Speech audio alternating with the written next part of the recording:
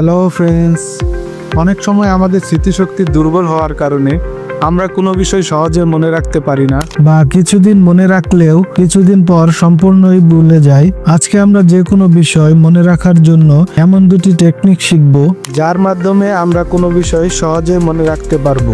Imagination. Imaging এবং memory দুটোই একে অপরের সাথে জড়িত। যেমন ধরা যাক, আমাকে কেউ আমার লাইফের সবচেয়ে মজার করা ঘটনার কথা শেয়ার করার কথা বলছে, তখন ঘটনাটি বলার জন্য আমার ইমাজিং করতে হবে, তবেই আমি ভালো করে বলতে পারবো। যে কোনো কাজ করার সময় বা কোনো কিছু পড়ার সময় আমরা আমাদের পঞ্চ ইন্দ্রিয় যত বেশি ব্যবহার করতে পারবো এবং ইমাজিন করতে পারবো, তত বেশি ওই বিষয়ে আমাদের মনে থাকবে। অ্যাসোসিয়েশন। অ্যাসোসিয়েশন হলো কোনো একটি নতুন বিষয়ের সাথে পুরনো কোনো বিষয়ের সম্পর্ক থাকা।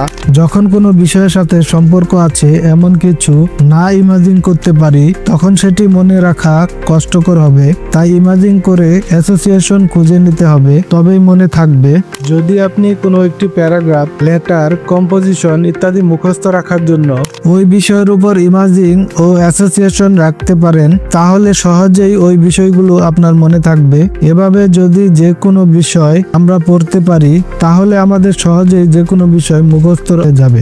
তো ফ্রেন্ডস, এই ছিল আজকের ভিডিওর বিষয়ে যদি কোনো প্রশ্ন থাকে তাহলে আমাদের গ্রুপে পোস্ট করতে পারেন। আর যদি ভিডিওটি ভালো লেগে থাকে তাহলে রিকোয়েস্ট থাকবে ভিডিওটিতে একটি লাইক এবং আমাদের চ্যানেলটিকে সাবস্ক্রাইব করে আমাদের সাথেই থাকুন। ভালো থাকবেন সবাই, ধন্যবাদ।